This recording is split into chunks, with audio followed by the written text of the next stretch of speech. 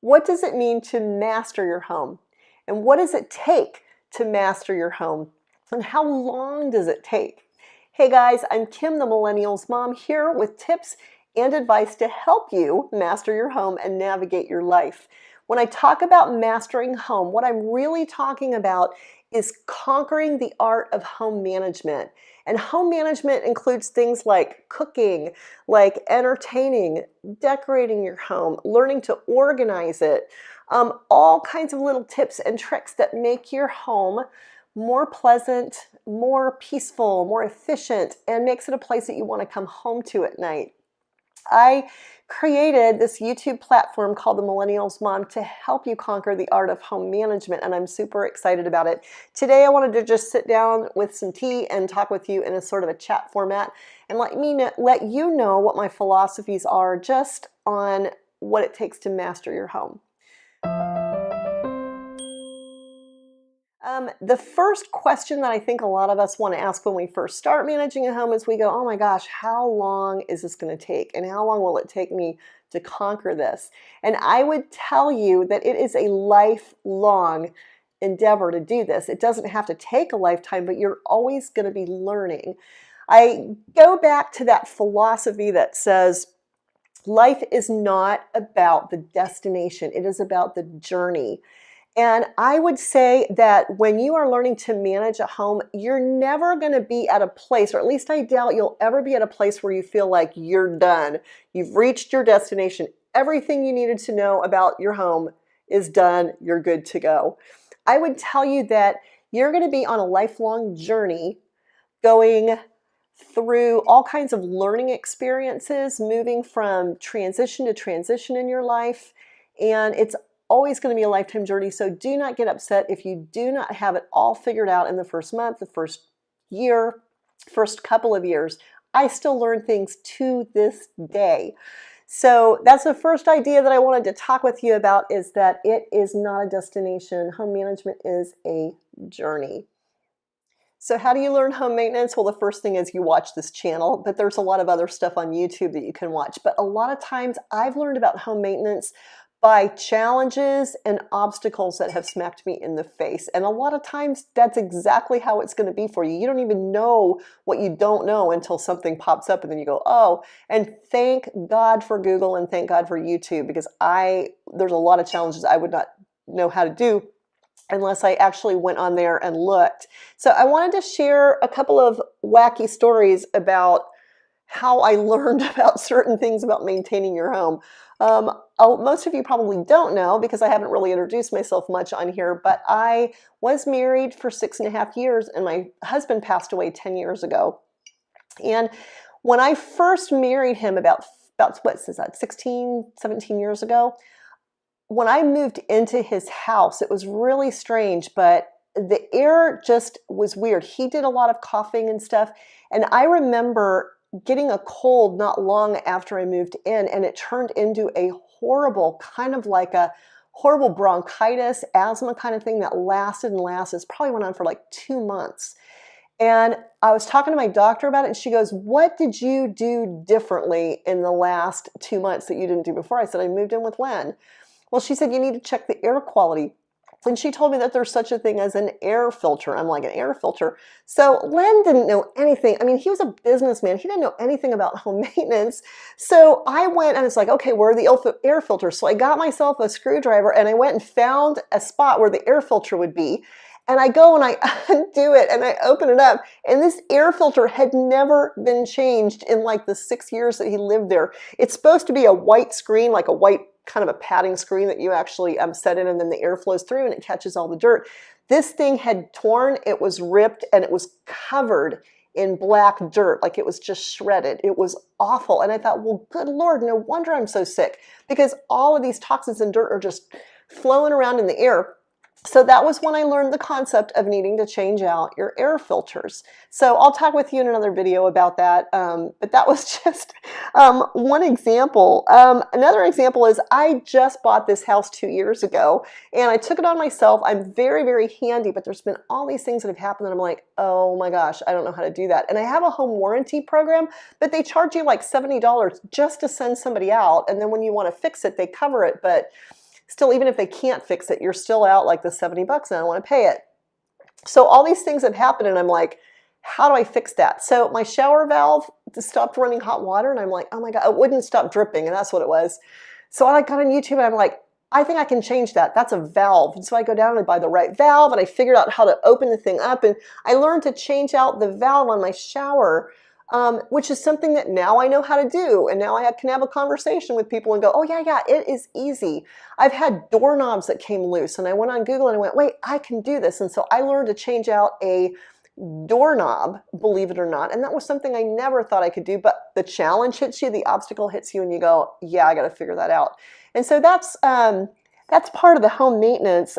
One other thing that I thought was super cool that I was very excited about was I live out in this super wooded area on an acre and a half, and we have more giant spiders and little bugs and stuff. And I noticed I had all kinds of bugs in my house. And I know that when you go to get like an exterminator to come out and spray your house, I want to say they charge you like about $50 a month to come out and spray, or maybe every couple months. It's like, it's not cheap to have them come out.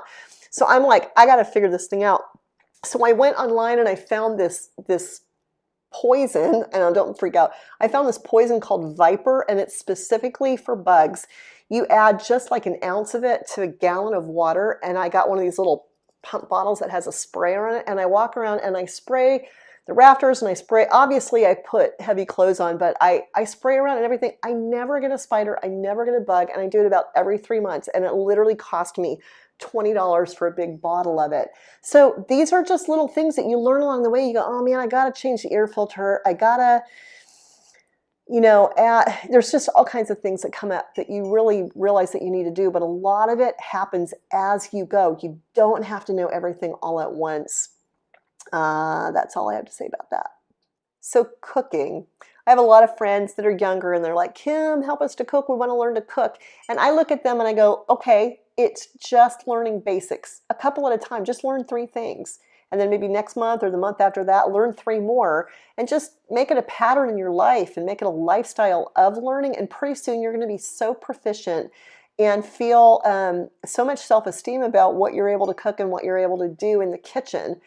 And it's such a fun journey to learn to cook when you become self-directed and you don't need to depend on a recipe anymore, and you get creative and you're entertaining and people are saying, oh, this food is great. There's nothing like that feeling of mastering the art of cooking.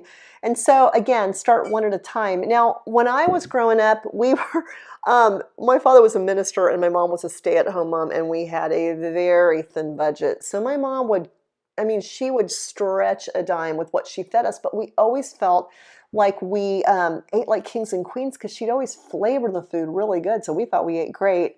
And then as I got older, I really took to cooking. I really enjoyed it. But again, my level of cooking was like making casseroles and learning to make sauces that tasted good and stuff like that. But it was nice fare, but it wasn't anything really highfalutin. And then I got married at 37, and I married this businessman with really quality tastes. And he's like, Kim, I love you, but you got to up your game. And I needed to really learn how to cook more of a gourmet style because we did a lot of entertaining. And he's like, no, this needs to be good. So I would cook dinner and watch the Food Network on a little TV in the kitchen, just trying to learn and trying to up my game. And I did, and it was really fun. And it was fun to be able to learn about things like deglazing a pan and how to take a pan off of a stovetop and stick it in the oven to finish foods. And there's just all these techniques that I learned, and I'm like, dang, I took some cooking classes. I learned about knife skills that I didn't know about before. And so you'll just go through seasons. You'll start out, maybe some of you, I'm not sure what your marital status or relationship status is, but you start single and, you're eating at the counter, at the kitchen counter because you don't really feel like sitting down alone to a meal.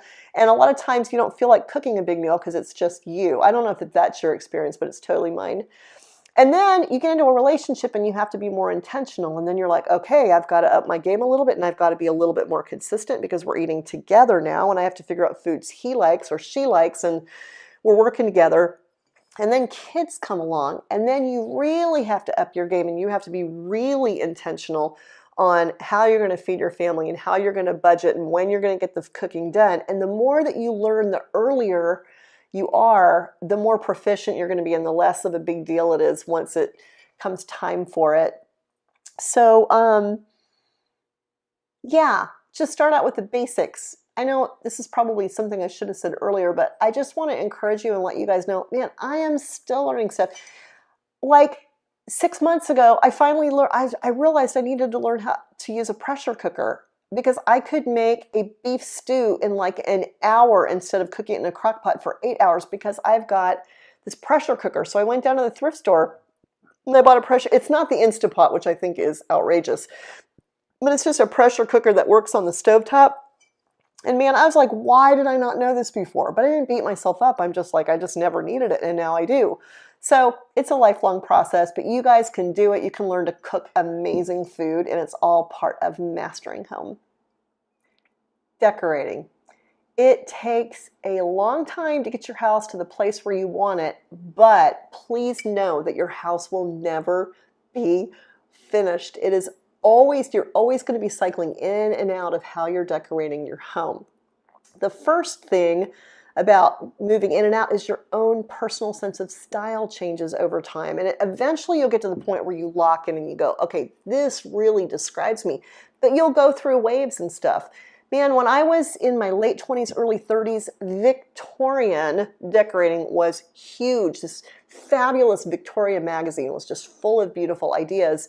And everything was like little lace doilies and teacups and frilly.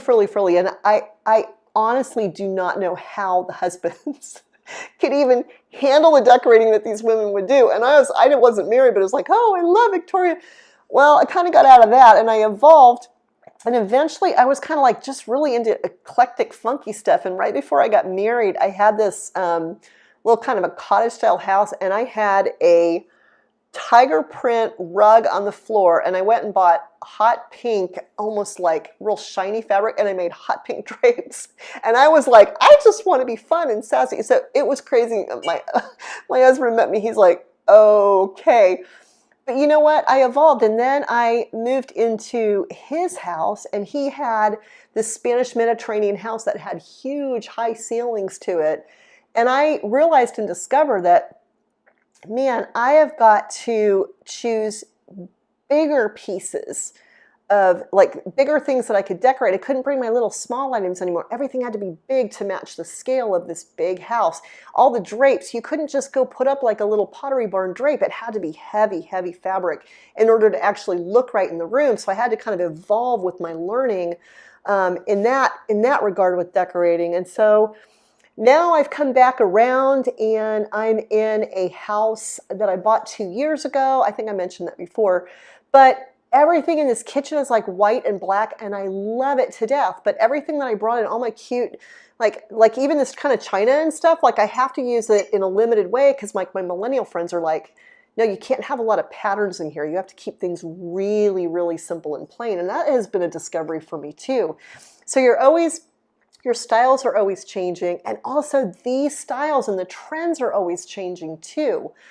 When I was young, oh, this kills me. When I was young, like in the 70s, they used to have macrame everywhere. It was totally like hippie chic back then. And then macrame went out, and we spent years making jokes about macrame. And then all of a sudden I walk into some really cool store and there's macrame and it's back. And I'm like, you've got to be kidding me. So all of us that are older were like, they're bringing macrame back in. But you know what? It's cool. It's organic. It's, whatever. But it just, the cycles change.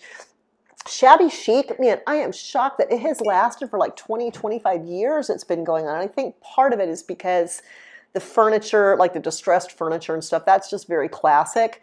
So I imagine shabby chic might make some evolution, but it's going to stick around for a while. Now, farmhouse style is so huge right now, and I think it is so wonderful. It's so attractive. It's so fun. But I'm not convinced, this is just my personal opinion, but I'm not so sure that farmhouse is going to be around. I'm not so sure that like 4 years from now, you're not going to look on Facebook Marketplace and just see a ton of people getting rid of their farmhouse stuff. I don't know. That's what I suspect. But all that to say, styles change. You're never, ever going to be finished with decorating your house. The other thing about seasons changing too is that when you're single, you can kind of decorate to your style. And then if you get into a relationship or you're living with somebody, you're living with a husband, and then all of a sudden you got to decorate with him in mind as well. And you're really going to partner well if you learn to give and take with how you're decorating. So you got to figure out what his style is and your style, and that's a journey. And then your kids come along, and then when they get old enough, you want to be able to respect them and love them well by saying, you know what, let's let your personality and your style come out so you feel connected to your home. And then you got to figure that out. So again, I've said this 1,000 times, but it is all a journey. It takes time. Don't get discouraged. Just be joyous in the process and know that it takes a while. Thank you for hanging out with me today. If you liked this video and you found it helpful, there are more videos for you to click in on the side. And don't forget the subscribe button so I can see you in my next video. Thanks and bye.